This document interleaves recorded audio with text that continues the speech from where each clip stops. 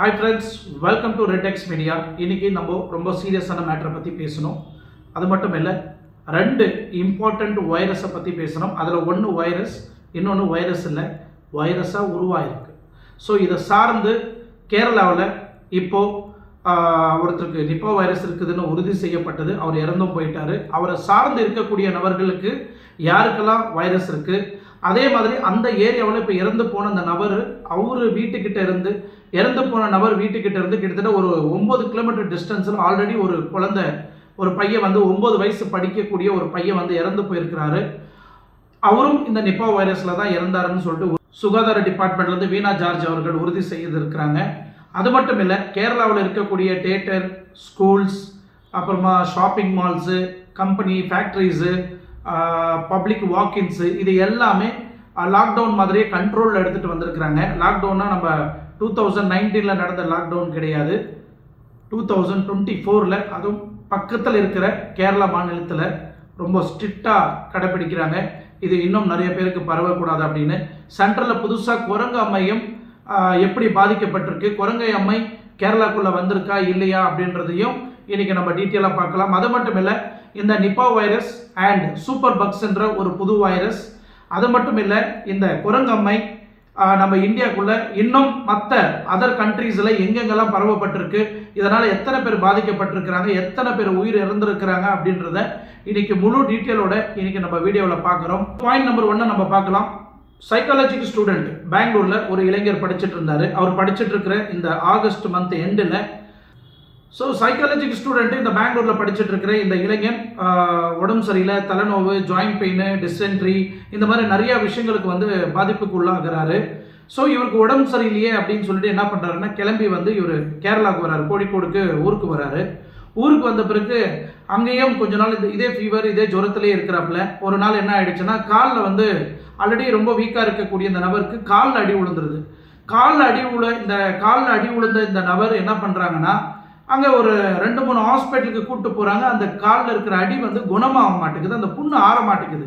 So 4th ஹாஸ்பிட்டலில் இவர் admission ஆகிறாரு. அந்த 4th ஹாஸ்பிட்டலில் ட்ரீட்மெண்ட் பண்ணிட்டு இருக்கும் போது இவங்க இருக்கிற இந்த பழைய ஹிஸ்ட்ரியெல்லாம் சொல்ல ஆரம்பிக்கிறாங்க. அப்போ அந்த ஹாஸ்பிட்டலில் ஒரு சந்தேகம் வருது, இந்த பையனுக்கு இவ்வளோ ட்ரீட்மெண்ட் பண்ணி இந்த பொண்ணு குணமாகலைன்னா கண்டிப்பாக இவனுக்கு எதனா நிப்பா வைரஸ் இருக்கிறதுக்கு வாய்ப்பு இருக்கா அப்படின்னு அவங்க என்ன பண்ணுறாங்க, அங்கே இருக்கக்கூடிய சீஃப் டாக்டருக்கு தெரிவிக்கிறாங்க. சீஃப் டாக்டர் வந்து சுகாதார டிபார்ட்மெண்ட்டுக்கு இன்ஃபார்ம் பண்ணுறாங்க. அவங்க ஹெல்த் டிபார்ட்மெண்ட்டுக்கு இன்ஃபார்ம் பண்ணுறாங்க. ஹெல்த் டிபார்ட்மெண்ட்டும் உள்ள இன்வால்மெண்ட் ஆகுறாங்க. உடனே இந்த பையனுக்கு வந்து நிப்பா வைரஸ் இருக்குதா அப்படின்னு சொல்லிட்டு அவரோட ரத்த பரிசோதனைலாம் செய்கிறாங்க. இந்த ரத்த பரிசோதனைலாம் செய்யும் போது தான் தெரிய வருது இவருக்கு நிப்பா வைரஸ் உறுதி செய்யப்பட்டதுன்னு. அது மட்டும் இல்லை, வேர்ல்டு ஹெல்த் ஆர்கனைசேஷன் தெளிவாக சொல்லியிருக்காங்க, இந்த நிப்பா வைரஸ் வந்து கேட்டகரிஸ் வைஸை பிரித்து வச்சிருக்கிறாங்க. இப்போ இவருக்கு இருக்கிற இந்த கேட்டகரிஸ் வைரஸ் பேர் வந்து கேட்டகரி சி. ஸோ இந்த நிப்பா வைரஸ் கேட்டகரி சி வந்து அந்த ஹாஸ்பிட்டலில் உறுதி செய்யப்பட்டது. ஸோ இவனோட மெடிக்கல் ரிப்போர்ட்டெல்லாம் எடுத்து கன்ஃபார்ம் பண்ணுறதுக்கு, இது ஒருவேளை நிப்பா வைரஸ் இருந்தாக்கா இது ரொம்ப கொடிய வைரஸு, இது அதுவும் இவனுக்கு இருக்கிற அந்த பையனுக்கு இருக்கிற இந்த நிப்பா வைரஸ் வந்து ரொம்ப வீரியம் அதிகம் கொண்ட தாக்கக்கூடிய ஒரு வைரஸ், ஏன்னா உயிரை எடுக்கக்கூடிய அந்த வைரஸ். ஸோ உடனே இந்த ரிப்போர்ட்டெல்லாம் எடுத்து ஸ்கேன் பண்ணுறதுக்கு லேபுக்கு அனுப்புகிறாங்க, கோழிக்கோடில் இருக்கக்கூடிய லேபுக்கு. அதுக்கப்புறம் அந்த பையனை வீட்டுக்கு அனுப்பிச்சிடுறாங்க. பட் எதார்ச்சியாக அன்எக்ஸ்பெக்டடாக 9ஆம் தேதி இந்த பையன் இறந்தும் போயிடுறான். ஆல்ரெடி இந்த பையன் இறந்து போன ஊரில் இருந்து கிட்டத்தட்ட ஒரு 9 கிலோமீட்டர் டிஸ்டன்ஸில் இன்னொரு பையனும் இறந்து போயிருக்கிறான். அந்த பையனையும் அவங்க செக் பண்ணும்போது அந்த பையனுக்கும் இதே நிப்பா வைரஸ் தான் இருந்திருக்கு.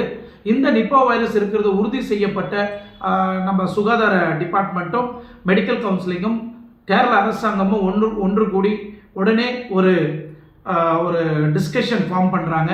அந்த டிஸ்கஷனில் ஃபார்ம் பண்ண பிறகு உறுதி செய்யப்படுது.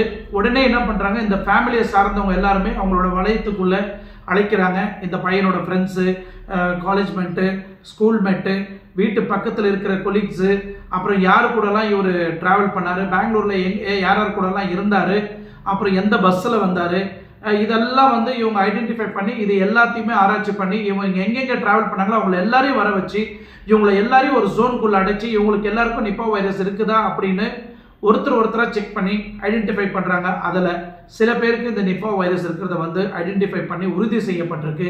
அது மட்டும் இல்லை, இது கன்ஃபார்ம் ஆன உடனே ஒட்டுமொத்த கேரளாவுக்கும் இவங்க வந்து சுகாதார டிபார்ட்மெண்ட் என்ன பண்ணுறாங்கன்னா, நீங்கள் ஒரு மினி லாக்டவுன் மாதிரி நம்ம சர்க்குலேஷன் ஃபார்ம் பண்ணலாம். ஏன்னா இது நிறைய பேருக்கு பாதிப்பு உண்டாகக்கூடாது. மீண்டும் கை கால் கழுவுறதுலேருந்து, வேக்சின் போடுறதுலேருந்து, மறுபடியும் நம்ம சானிடைசர் யூஸ் பண்ணுறதுலேருந்து, ஃபேஸ் மாஸ்க் யூஸ் பண்ணுறதுலேருந்து, டிஸ்டன்ஸ் மெயின்டெனன்ஸ் பண்ணுறதுலேருந்து நிறைய அறிவுரைகளை வந்து கேரளா டிபார்ட்மெண்ட் வந்து எல்லாருக்கும் தெரிவிச்சிட்டு இருக்கிறாங்க.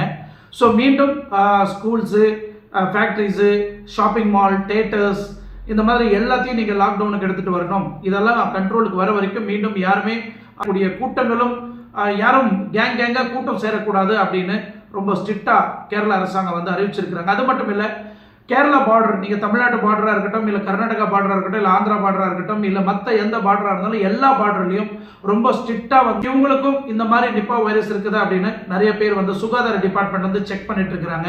அப்படி உறுதி செய்யப்பட்டால் அவங்கள ஸ்டேட் விட்டு ஸ்டேட் மாற்ற மாட்டாங்க, மறுபடியும் அவங்களோட ஜோனுக்குள்ளேயே கண்ட்ரோல்குள்ளே வச்சுக்குவாங்க. அந்த அளவுக்கு ரொம்ப சீரியஸாக இந்த நிப்பா வைரஸ் வந்து கேரளாவில் வந்து பாதிக்கப்பட்டிருக்கு.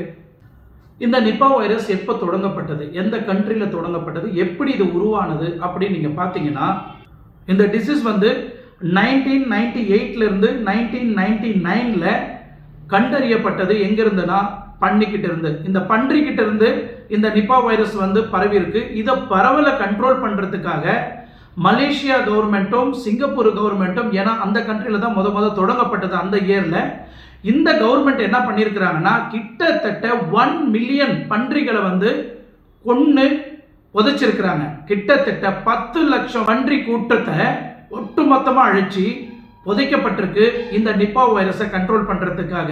அது மட்டும் இல்லை, கேரளாவில் ஆல்ரெடி 2018ல் கிட்டத்தட்ட 17 பேர் கேரளாவில் இந்த நிப்பா வைரஸால் இறந்து போயிருக்கிறாங்க. அதுக்கப்புறம் 2019ல் கொரோனா தொடங்கப்பட்டது. அதுக்கப்புறம் நிறைய பேர் கேரளாவில் பாதிக்கப்பட்டது. இப்போ மீண்டும் நிப்பா வைரஸ் இந்த கேரளாக்குள்ள கால் எடுத்து வச்சிருக்கு. இன்னும் எத்தனை பேருக்கு பரவி இருக்கு அப்படின்றத வந்து வீணா ஜார்ஜ் அவர்கள் வந்து இன்னும் கேரளா அரசாங்கத்துக்கு ஒரு ரிப்போர்ட் கொடுத்தாங்கன்னா மீண்டும் கேரளாவில் எத்தனை பேருக்கு இந்த நிப்பா வைரஸ் பாதிக்கப்பட்டிருக்கு அப்படின்றத வந்து டீட்டெயில் ரிப்போர்ட்டாக நம்மளுக்கு கிடைக்கும். ஸோ இதை சார்ந்து இந்த வீணா ஜார்ஜ் அவர்கள், சுகாதார இன்சார்ஜ் அவர்கள் என்ன பண்ணியிருக்கிறாங்கன்னா, டிபார்ட்மெண்ட்டை சார்ந்து காத்தல 10 மணிலேருந்து சாயங்காலம் 7 மணிக்குள்ள எந்த கடையும் இருக்கக்கூடாது, எல்லாமே நீங்கள் கம்ப்ளீட்டாக ஷட் டவுன் பண்ணணும், நைட்டில் ஜாஸ்தி நடமாட்டம் மக்கள் இருக்கக்கூடாது அப்படின்னு ஒட்டுமொத்த கேரளாவும் தன்னோட கண்ட்ரோலுக்குள்ள எடுத்துகிட்டு வந்திருக்கிறாங்க. எஸ்பெஷலி மணப்புரம் டிஸ்ட்ரிக்ட் வந்து இந்த நோய் அங்கே தான் அந்த பையன் வந்து இறந்து போனது. ஸோ அதே ஹாஸ்பிட்டலில் தான் ஐடென்டிஃபை பண்ணப்பட்டதும். ஸோ இப்போ ஒட்டுமொத்த கேரளாவும் தன்னோட சுகாதார வலயத்துக்குள்ள கண்ட்ரோலில் வச்சிருக்கிறாங்க சுகாதார டிபார்ட்மெண்ட்.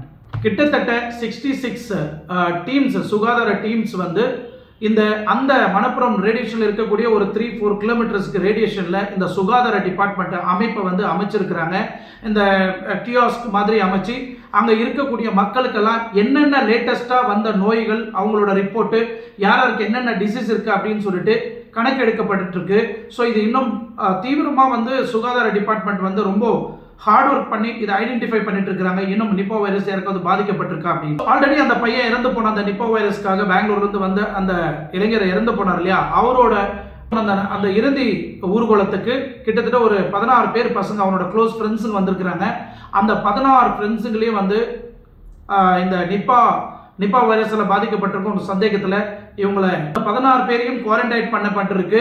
ஸோ இப்போ கேரளா அந்த பசங்களை 16 பேர் பசங்களையும் அந்த சுகாதார டிபார்ட்மெண்ட் வந்து அவங்கள கண்காணிச்சிட்டு இருக்கிறாங்க. அவங்களுக்கு நிப்பா வைரஸ் நெகட்டிவ் இருந்தால் அவங்க போகலாம். நிப்பா வைரஸ் கண்ட்ரோல் இல்லாமல் நெகட்டிவ் வந்ததுன்னா, பாசிட்டிவ் வந்ததுன்னா கண்டிப்பாக அவங்க அங்கே தான் இருக்க வேண்டிய ஒரு சூழ்நிலைக்கு தள்ளப்படும். ஆல்ரெடி நான் முன்ன சொன்ன மாதிரி கிட்டத்தட்ட 10 லட்சம் பன்னி கூட்டத்தை வந்து அழிக்கப்பட்டது மலேசியா, சிங்கப்பூரில். இது ஏன் இந்த பன்னிகளை வந்து அழிக்கப்பட்டது அப்படின்னு ஒரு சந்தேகம். ஏன்னா மலேசியா, சிங்கப்பூர்லாம் ஒட்டுமொத்த டீமுங்களுக்கு அங்கே வசிக்கக்கூடிய மக்கள் வந்து தலைநோவு, காய்ச்சல், அந்த புண்ணு வந்து ஆறாமல் இருக்கிறது, ரொம்ப கிரிட்டிக்கலான ஒரு கண்டிஷன் மலேசியா, சிங்கப்பூர் வந்து அந்த காலகட்டத்தில் பாதிக்கப்பட்டது. இந்த 1998ல் அப்புறம் 1999ல் வந்து ரொம்ப தீவிரமாக வந்து இந்த நிப்பா வைரஸ் வந்து பாதிக்கப்பட்டது. இது பன்றி காலனால தான் மனுஷங்களுக்கு வந்து இந்த நோய் வந்து பரவப்பட்டது அப்படின்னு எல்லாரும் நினைச்சிட்டு இருந்தாங்க. பட் அது இல்லை, பாம் ட்ரீயில் வசிக்கக்கூடிய இந்த வவால்கள்னால இந்த நிப்பா வைரஸ் வந்து பரவப்பட்டிருக்கு. இது எப்படி பரவுச்சு, அங்கேருந்து பண்ணிக்கு எப்படி வந்தது அப்படின்னு நீங்கள் பார்த்தீங்கன்னா, அது மேலே அந்த ஃபார்ம் ட்ரீயில் தொங்கிட்டு இருக்கு இல்லைங்களா, அப்போது அந்த மாதிரி டைமில் அதோட எச்சியோ அதோட யூரினோ இந்த மாதிரி சம்மந்தப்பட்டது பூமிக்குள்ளே தான் விழும். ஸோ அங்கே அந்த கீழே சுற்றிட்டு இருக்கிற இந்த பன்றி குட்டிங்கெல்லாம் அந்த பக்கம் தான் சுற்றி சுற்றி வரும். ஸோ அப்போது அந்த இடத்துல அந்த பன்றிகள் வந்து கன்சியூம் பண்ணும்போது ஆட்டோமேட்டிக்காக அந்த வவால்கிட்ட இருக்கக்கூடிய அந்த நிப்பா வைரஸ் பன்றிக்கிட்ட பரவ ஆரம்பிச்சிச்சு. பன்றிக்கிட்ட இருந்து மக்கள் அதை கன்சியூம் பண்ண ஆரம்பிச்சாங்க. அங்கேருந்து ஒட்டுமொத்த மக்களுக்கு எல்லாருக்குமே இந்த நிப்பா வைரஸ் பரவப்பட்டது.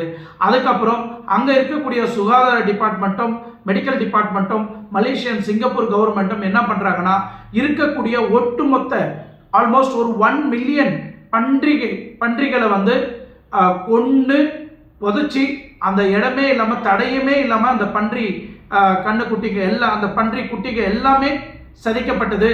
அன்னிலிருந்து கொஞ்சம் கொஞ்சமாக இந்த நிப்பா வைரஸ் வந்து கண்ட்ரோல் செய்யப்பட்டது. ஸோ அந்த காலகட்டத்தில் இந்த 1998ல் 1999ல் அந்த பீரியடில் கிட்டத்தட்ட 216 பீப்புளுக்கு இந்த நிப்பா வைரஸ் கண்டுபிடிக்கப்பட்டது.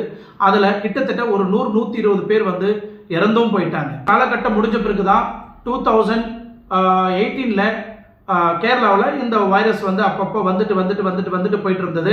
இந்த நிப்பா வைரஸ் அந்த அளவுக்கு வேற கண்ட்ரியில் வந்து ரொம்ப பாதிக்கப்பட்டிருக்கு. இங்கே இந்தியாவில் அந்த அளவுக்கு பாதிக்கப்படலை அப்படின்னு சொல்லிட்டு ரொம்ப கேர்லெஸ்ஸாக இருந்தாங்க. பட் மீண்டும் கேரளாவில் மட்டும் இந்த நிப்பா வைரஸ் வந்து வந்துட்டு போயிட்டு இருக்கிறதுனால இப்போ ரொம்ப சீரியஸாக இந்த நிப்பா வைரஸை வந்து ஐடென்டிஃபை பண்ணியிருக்கிறாங்க. நீங்கள் நினச்சி பாருங்கள், மலேசியா சிங்கப்பூரில் கிட்டத்தட்ட 216 பேருக்கு இந்த கேஸ் பதிவு செய்யப்பட்டது நிப்பா வைரஸ். அதில் 50% வந்து இறந்து போயிட்டாங்க. அப்போ இந்த வைரஸ் எந்த அளவுக்கு கொடூரமாக இருந்திருக்குன்னா, மக்களுக்கு எந்த அளவுக்கு அந்த நிப்பா வைரஸ் மேலே பயம் இருக்குன்னு நீங்கள் நினச்சி பாருங்க. ஏன்னா நிப்பா வைரஸ்ன்றது இது நம்ம கேர்லெஸ்ஸாக எடுத்துக்க முடியாது. அந்த அளவுக்கு ரொம்ப சிவியரான ஒரு வைரஸ் தான் Nipah virus. According to review test மேகசினில் என்ன சொல்ல வராங்கன்னா, habit urbanisation deforestation to Nipah braking.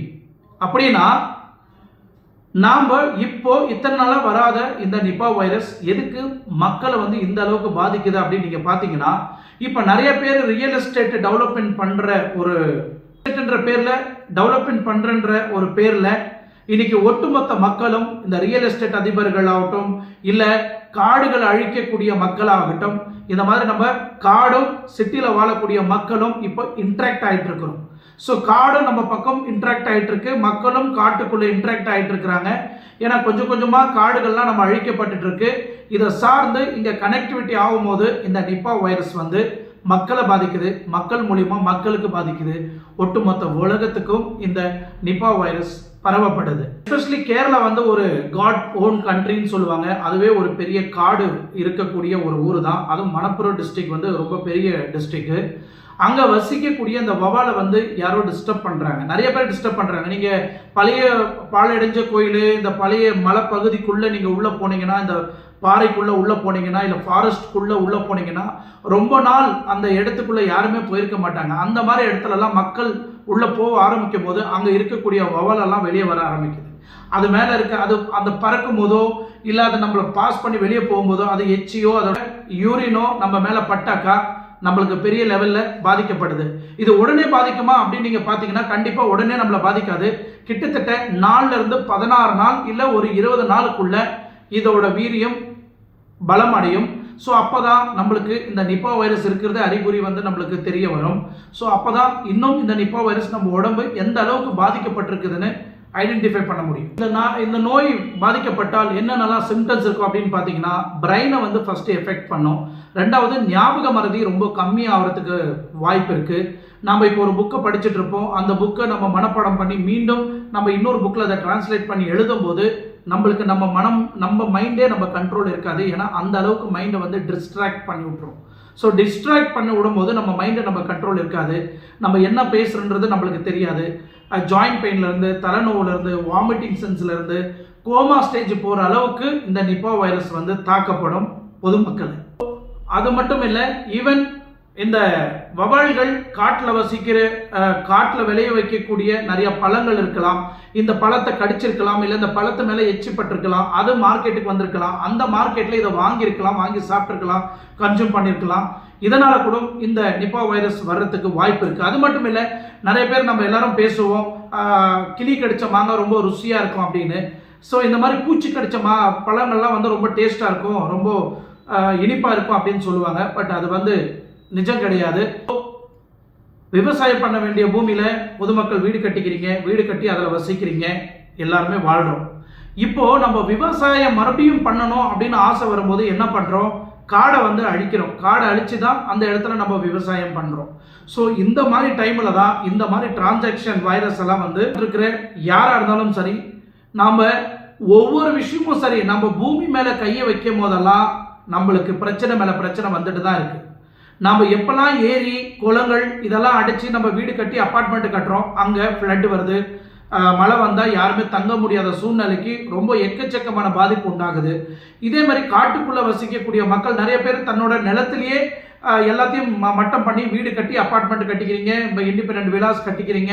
அதுக்கப்புறம் நிலம் வேணுன்றதுக்காக காட்டுக்குள்ளே போய் நிலத்தை வாங்கி காட்டுக்குள்ளே உங்களோட விவசாயத்தை தொடங்கப்படுது. அப்போ அங்கே மறுபடியும் இந்த மாதிரி பிரச்சனைகள் வருது. அதே மாதிரி நாம் ஆறு குளங்கள் போகக்கூடிய இடத்துல நம்ம எல்லாத்தையும் மட்டம் பண்ணி வீடு கட்டிக்கிறோம். உங்களோட கனவு இல்லத்தெல்லாம் கட்டி பெரிய லெவலில் நீங்கள் இந்த குளம் போகிற இந்த ஆறு போகிற இடத்துல நீங்கள் வீடு கட்டிக்கிறீங்க.